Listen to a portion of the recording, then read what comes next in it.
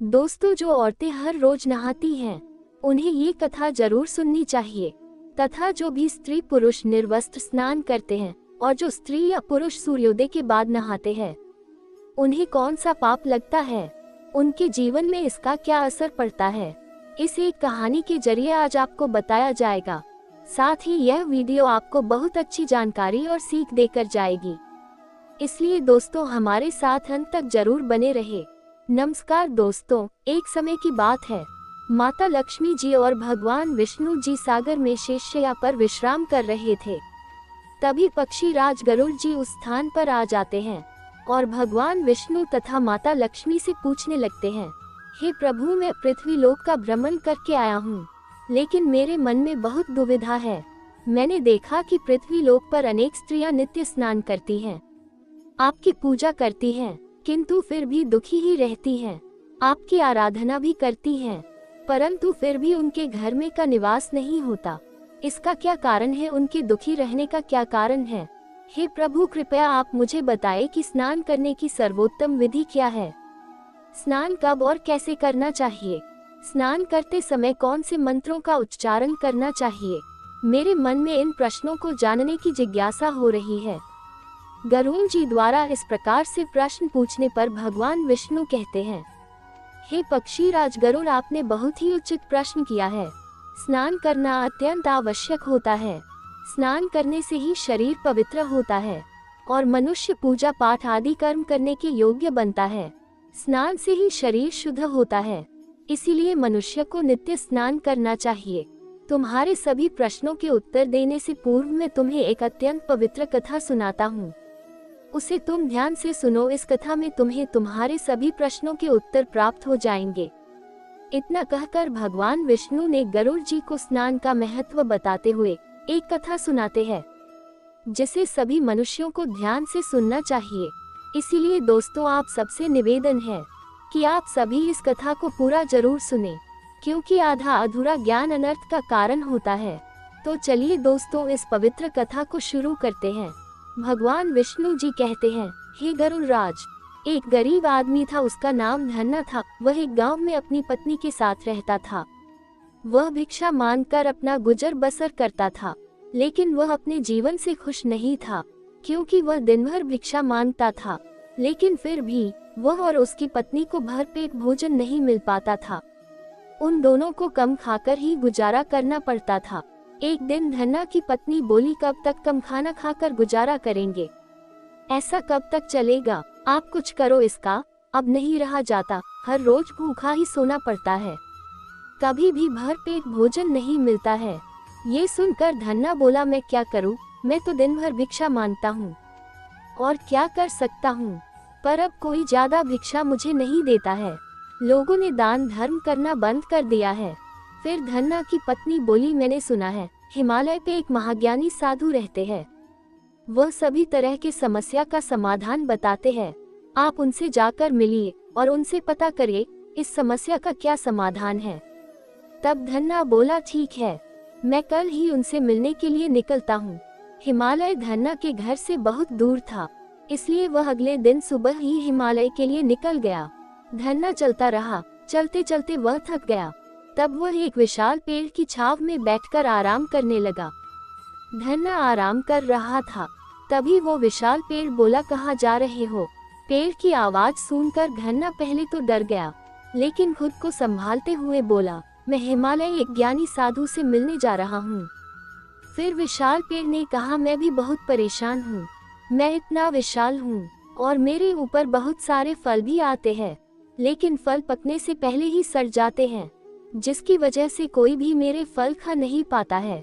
मेरा तुमसे निवेदन है कि तुम मेरी भी समस्या का हल पूछ लेना। धन्ना ने कहा, मैं जरूर पूछूंगा और इसका हल भी पता करूंगा। धन्ना आगे चल दिया। चलते चलते वह एक जंगल में पहुंच गया। उसने देखा उसकी तरफ एक हाथी दौड़ते हुए आ रहा है। हाथी को देखकर धन्ना घबरा गया, लेकिन फिर भी खुद को संभाला। जब हाथी नजदीक आ गया तो जेम्स ने देखा हाथी का सूंड उसके पीठ पर चिपका हुआ है। हाथी धन्ना के पास आया और बोला, तुम कहाँ जा रहे हो? फिर धन्ना ने बताया, वह हिमालय जा रहा है, एक महाज्ञानी साधु से मिलने के लिए। अपनी समस्या लेकर। फिर हाथी ने कहा, मैं भी बहुत परेशान हूँ, मेरा सूंड मेरे पीठ से चिपक गया है, इस वजह से मैं बहुत परेशान हूँ। तुमसे निवेदन है कि तुम साधु को मेरी भी समस्या बताना और इसका निवारण भी पूछना। धन्ना ने कहा, ठीक है, मैं उनको जरूर बताऊंगा और इसका समाधान भी पता पूछूंगा। फिर धन्ना हिमालय की तरफ चल दिया।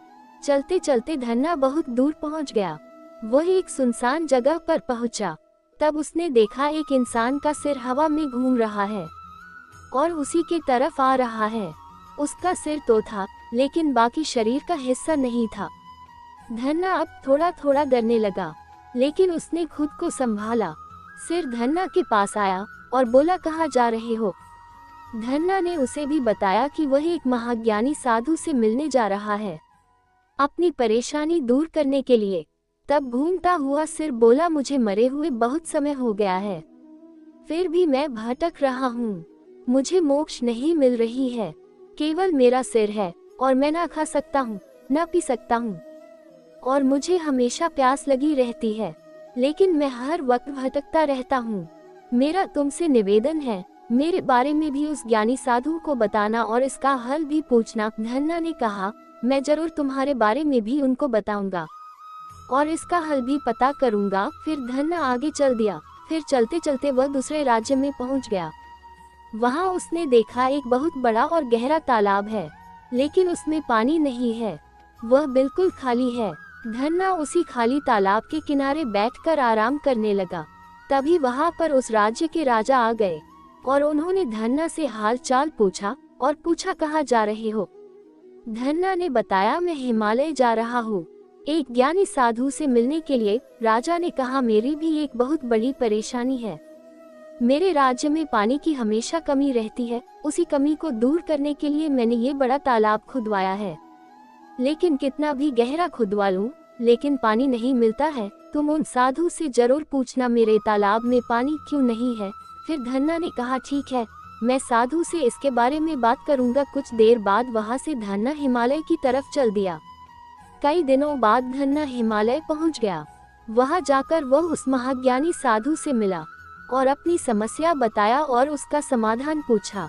साधु ने धन्ना की समस्या का हल बता दिया। फिर धन्ना ने जो रास्ते में मिले थे सबकी समस्या बताए और सबका हल भी पूछा। साधु ने सबकी समस्या सुनी और हल भी बताया। धन्ना बहुत खुश हुआ और साधु से इजाजत लेकर वापस घर की तरफ चल दिया। वापस आते समय उसको राजा मिला। राजा ने धन्ना से पूछा, मेरे समस्या का क्या हल है?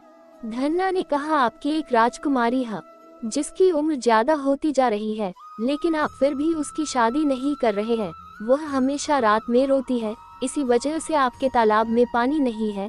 आप अपनी राजकुमारी की शादी कर दीजिए, फिर आपके तालाब में पानी आ जाएगा। राजा ने जेम्स को कुछ दिन अपने वहां ठहरने के लिए कहा और अपनी राजकुमारी की शादी दूसरे राज्य के राजकुमार से कर दी। शादी होते ही उस सूखे तालाब पानी से लबालब भर गया। राजा बहुत खुश हुआ और उसने धन्ना को बहुत सारा इनाम दिया।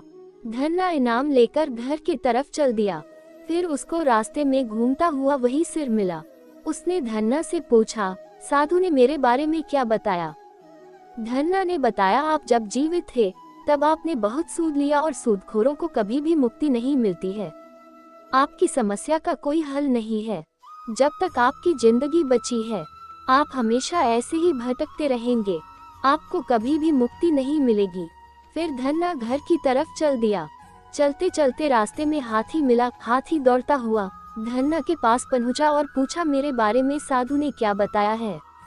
धन्ना ने बताया कि तुम लोगों को बहुत परेशान करते थे, जो भी जंगल से गुजरता था तुम उनको डराते थे और परेशान करते थे, इसी वजह से तुम्हारा सूंड तुम्हारे पीठ से चिपक गया है। इसका समाधान यही है कि तुम किसी नेक इंसान को अपनी पीठ पर बैठा कर घुमाओगे और आगे से किसी राहगीर को परेशान नहीं करोगे तो तुम्हारी पूंछ ठीक हो जाएगी। हाथी ने कहा, तुम एक नेक आदमी हो, आओ मेरे पीठ पर बैठो, मैं तुमको तुम्हारे घर तक पहुंचा दूंगा। फिर धन्ना हाथी के पीठ पर बैठ गया। जैसे ही धन्ना हाथी पर बैठा वैसे ही हाथी की सूंड उसकी पीठ से छूट गई। हाथी बहुत खुश हुआ और धन्ना को लेकर उसके घर की तरफ चल पड़ा। फिर चलते चलते धन्ना को वही विशाल पेड़ मिला। पेड़ ने धन्ना से पूछा, मेरे समस्या का क्या हल बताया उस साधु ने। धन्ना ने पेड़ को बताया कि तुम्हारे नीचे खजाना छिपा है, खजाने की वजह से तुम्हारा फल पकने से पहले सड़ जाता है। अगर तुम ये खजाना किसी नेक इंसान को दे दो तो तुम्हारी समस्या दूर हो जाएगी। पेड़ ने कहा, तुमसे नेक इंसान और कौन होगा, एक काम करो, सारा खजाना तुम ले लो। फिर धन्ना ने सारा खजाना खोदकर निकाला और हाथी के ऊपर रखकर घर की तरफ चल दिया। फिर चलते चलते धन्ना अपने गांव पहुंच गया। पूरे गांव वाले धन्ना को देखकर अचंभित हो गए कि एक गरीब आदमी हाथी पर बैठा है और उसके पास खूब सारा खजाना भी है। फिर धन्ना अपने घर पहुंच गया। उसकी पत्नी धन्ना को देखकर बहुत खुश हुई। पत्नी ने धन्ना से अपने घर की परेशानी का कारण और हल पूछा। तब धन्ना ने बताया, अपने घर की परेशानी का कारण है साफ सफाई है। तुम रोज सुबह उठकर स्नान नहीं करती हो और बिना स्नान किए ही तुम रोज भोजन बनाती हो। तुम घर में सफाई नहीं रखती हो, रोज झाड़ू नहीं लगाती हो, इसलिए अपने घर में हमेशा भूखा रहना पड़ता था। अपने घर में इसलिए लक्ष्मी माता वास नहीं करती है और हमें गरीबी में अपना जीवन व्यतीत करना पड़ता है।